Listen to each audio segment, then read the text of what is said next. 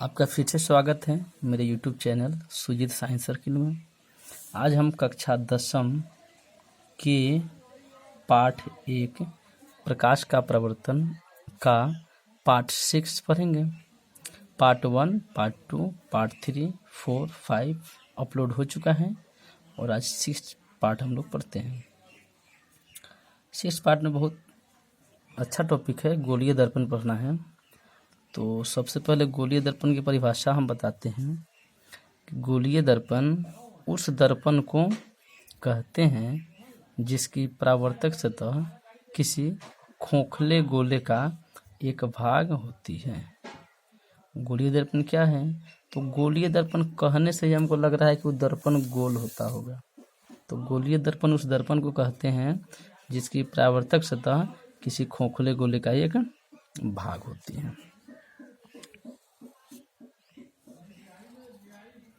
इस गोला में क्या होता है कि अगर बाहर वाला भाग रंग दे तो अंदर से परावर्तन होगा, अगर अंदर वाला भाग को रंग दे तो बाहर से परावर्तन होगा। अर्थात ये गोला है तो ये गोला दो तरह से दर्पण का काम करेगा। दर्पण में परावर्तन तभी संभव है जब एक भाग उसका रंगा रहेगा, अर्थात रजित किया हुआ रहेगा। जैसे कांच का अगर टुकड़ा हम लेते हैं शीशा, और शीशा के टुकड़ा को आँख से देखते हैं तो हमको शीशा के टुकड़ा से आर पार दिखाई देता है, मतलब उस साइड जो है वो दिखाई देने लगता है। लेकिन इसी शीशा का अगर एक भाग हम रंग देते हैं तो रंगने के बाद उसमें अगर हम देखते हैं तो उसमें मेरा चेहरा दिखाई देता है। इसका मतलब ये है कि जो सतह रंगाएगा, अगर बाहरी सतह रंगा हुआ है तो परावर्तन भीतरी सतह से होगा, अगर भीतरी सतह रंगा हुआ है तो परावर्तन बाहरी सतह से होगा। तो गोलीय दर्पण दो प्रकार के होते हैं। गोलीय दर्पण क्वेश्चन पूछता है कि गोलीय दर्पण कितने प्रकार के होते हैं।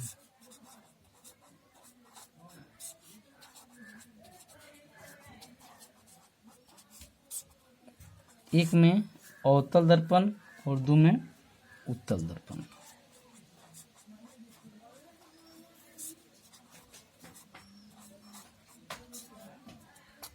अवतल दर्पण किसे कहते हैं? तो वैसा दर्पण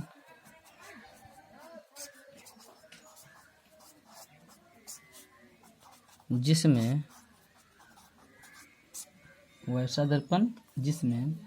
कांच के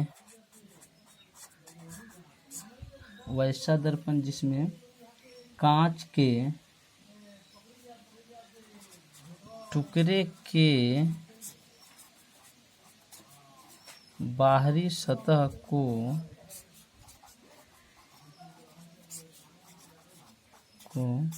रंगना या रजित करना सेम होता है। हम रजित लिख देते हैं।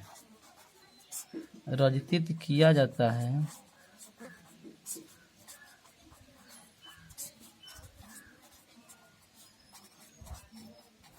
उसे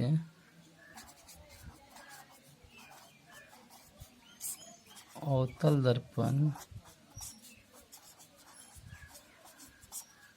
कहते हैं। देखिए ये गोला इसे जाके मिलता, गोला बनता, तो गोला के बाहरी भाग को रजित कर दिए, ये दर्पण हो गया अवतल दर्पण।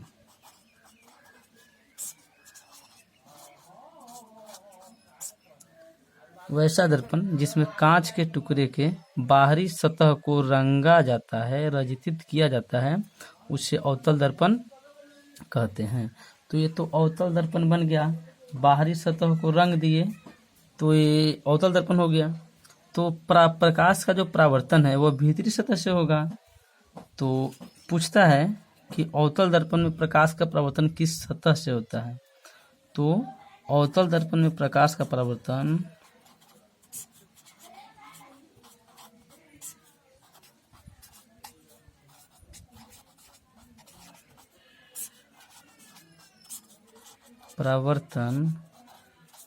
अवतल दर्पण में प्रकाश का परावर्तन भीतरी सतह से होता है।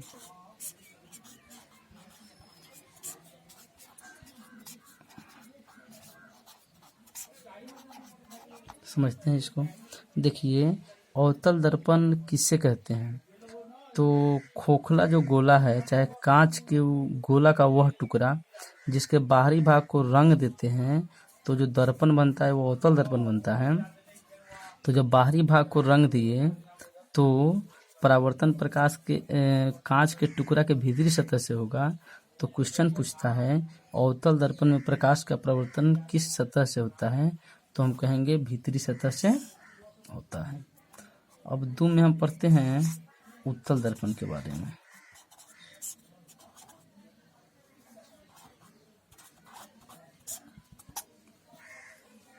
सेम वही चीज की वैसा दर्पण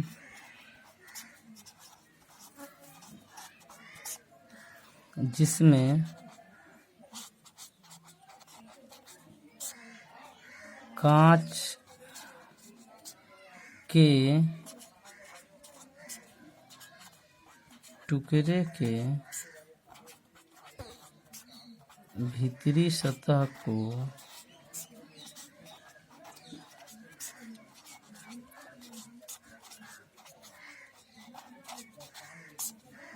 भीतरी सतह को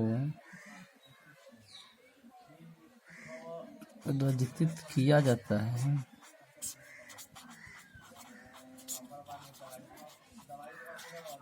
उसे उत्तल दर्पण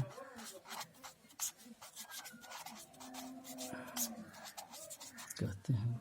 परिभाषा एक बार सुने, अगर फ्रेश नहीं दिखे तो। वैसा दर्पण जिसमें कांच के टुकड़े के भीतरी सतह को रजितित किया जाता है उसे उत्तल दर्पण कहते हैं।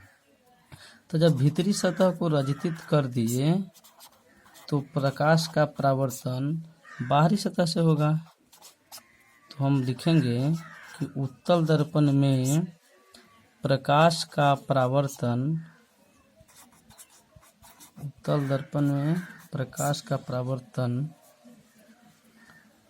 बाहरी सतह से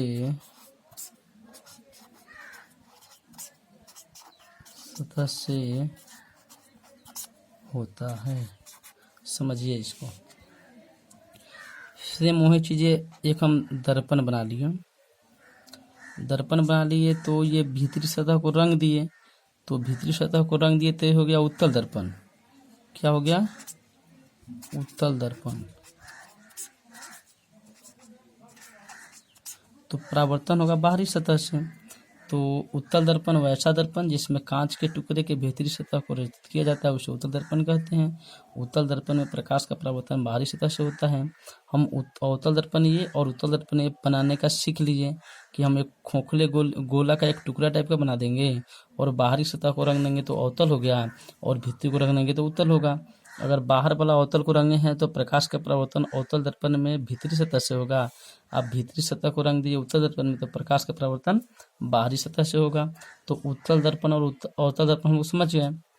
आगे हम लोग पढ़ते हैं कि गोलीय दर्पण से संबंधित विभिन्न पद। पढ़ते हैं गोलीय दर्पण से संबंधित विभिन्न पद। गोलीय दर्पण को पढ़ने में हमको कुछ पद की आवश्यकता पड़ेगा, उसके बारे में एक एक करके हम चर्चा करते हैं। सबसे पहले एक हम गोला बनाते हैं, गोलीय दर्पण।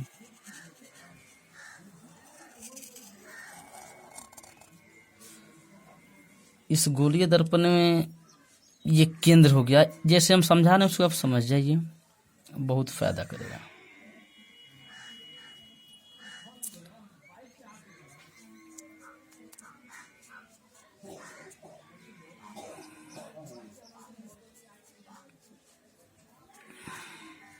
गोलीय दर्पण से संबंधित विभिन्न पद, अपना टॉपिक रहेगा गोलीय दर्पण से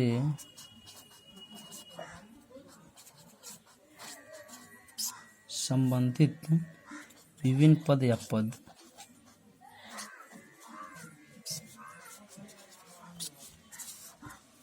अब एक एक करके हम समझाएंगे और समझाने के बाद में कन्फर्म याद ही हो जाएगा।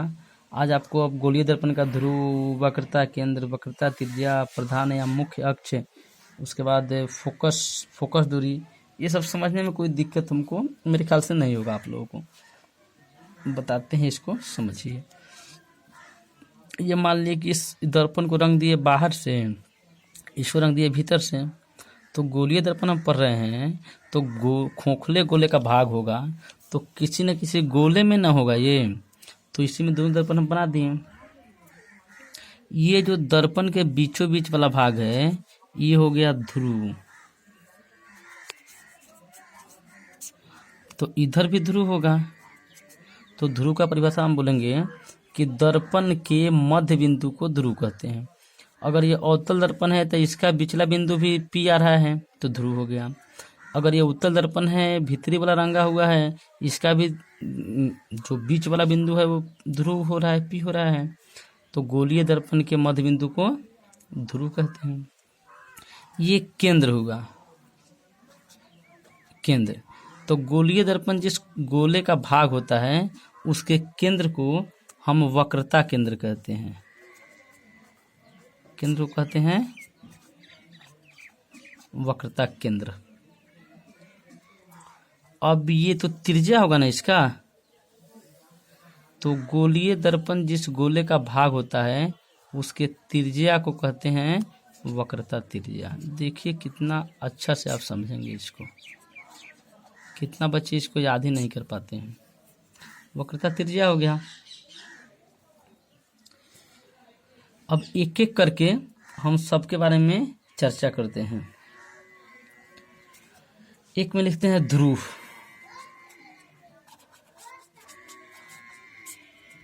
तो क्या बोले हैं कि गोल दर्पण के मध्य बिंदु को दर्पण का ध्रुव कहते हैं।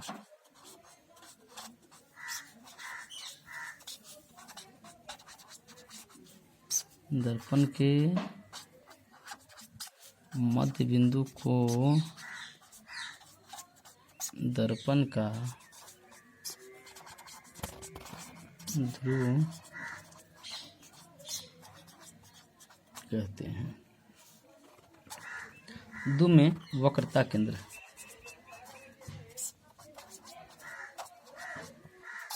देखिए ध्रुव क्या है, तो दर्पण के मध्य बिंदु को ध्रुव कहते हैं। दो में वक्रता केंद्र, तो गोलीय दर्पण जिस गोले का भाग होता है वह दर्पण उत्तल हो या अवतल हो बच्चों, वह किसी न किसी गोले का ही भाग होगा। तो गोलीय दर्पण जिस गोले का भाग होता है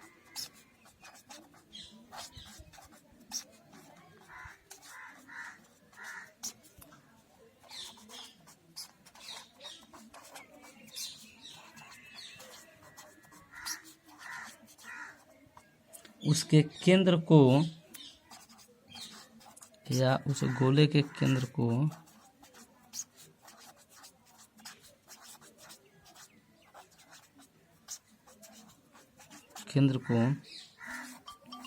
दर्पण का वक्रता केंद्र कहते हैं।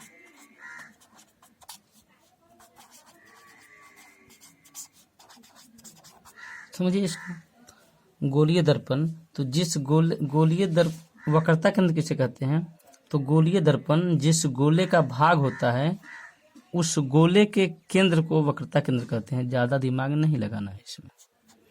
गोलीय दर्पण है तो गोलीय दर्पण किसी न किसी गोले का ही भाग होगा, तो उस गोला का तो केंद्र भी होगा, तो उस गोला का जो केंद्र होता है वही होता है वक्रता केंद्र। 3 में है वक्रता त्रिज्या। इसमें भी ज़्यादा नहीं सोचना है। अगर गोला का केंद्र वक्रता केंद्र हो सकता है तो उस गोला का त्रिज्या वक्रता त्रिज्या होगा। तो लिखेंगे गोलीय दर्पण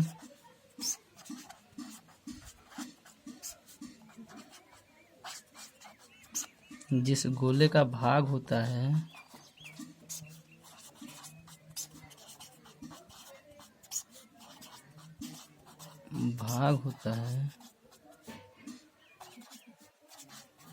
उस गोले के त्रिज्या को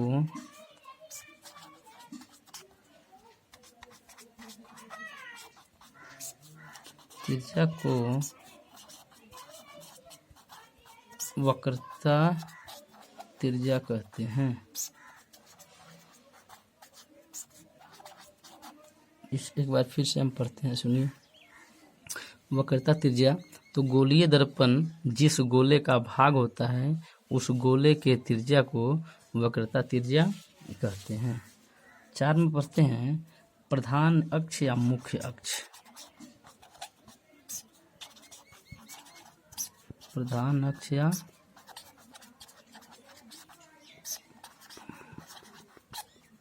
मुख्य अक्ष। गोलीय दर्पण के ध्रुव से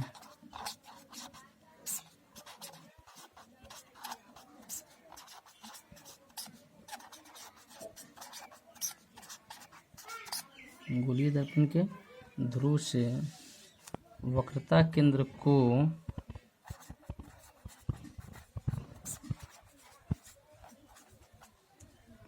गोलीय दर्पण के ध्रुव से वक्रता केंद्र को मिलाने वाली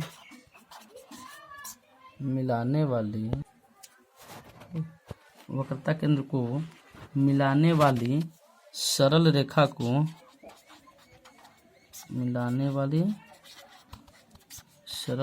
को दर्पण का मुख्य अक्ष या प्रधान अक्ष कहते हैं। एक बार हम समझते हैं इसको, बढ़िया से आप लोग बताते हैं। गोलीय दर्पण से संबंधित विभिन्न पद। तो देखिए, गोलीय दर्पण एक गोला हो गया, बाहरी भाग को रंग देंगे तो अवतल दर्पण, भीतरी को रंग देंगे तो उत्तल दर्पण। तो दर्पण के मध्य बिंदु को दर्पण का ध्रुव कहते हैं। गोलीय दर्पण के केंद्र को वक्रता केंद्र कहते हैं। गोलीय दर्पण के त्रिज्या को वक्रता त्रिज्या कहते हैं। और दर्पण के ध्रुव से वक्रता केंद्र को मिलाने वाली सरल रेखा को दर्पण का प्रधान अक्ष या मुख्य अक्ष कहते हैं, ध्रुव। तो अब एक एक करके परिभाषा हम पढ़ देते हैं, लास्ट है। दर्पण के मध्य बिंदु को दर्पण का ध्रुव कहते हैं, वक्रता केंद्र। गोलीय दर्पण जिस गोले का भाग होता है उस गोले के केंद्र को वक्रता केंद्र कहते हैं। क्लियर? तो वक्रता त्रिज्या सेम उसी तरह उसमें होगा कि गोले के केंद्र को वक्रता केंद्र, तो इसमें गोले की त्रिज्या को वक्रता त्रिज्या। गोलीय दर्पण जिस गोले का भाग होता है उस गोले के त्रिज्या को वक्रता त्रिज्या कहते हैं। चौथा है प्रधान अक्ष या मुख्य अक्ष।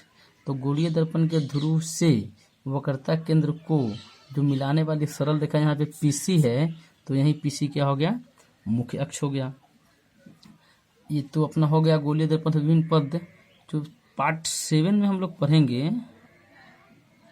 इसके अगले पार्ट में जो पढ़ेंगे वो मस्ट वीवीआई है, गोलीय दर्पण का फोकस और फोकस दूरी। गोलीय दर्पण का फोकस और फोकस दूरी पढ़ना है। इसी में हम लोग पढ़ेंगे F बराबर R/2 जो सिद्ध करना पड़ता है। तो ये बहुत ही मोस्ट वीवीआई है। अगला पार्ट हम लोग जरूर देखेंगे। आप लोग इसको बढ़िया से पढ़ें, मेरे चैनल को लाइक, सब्सक्राइब और शेयर करें। जल्द ही हम इसका अगला पार्ट अपलोड करेंगे।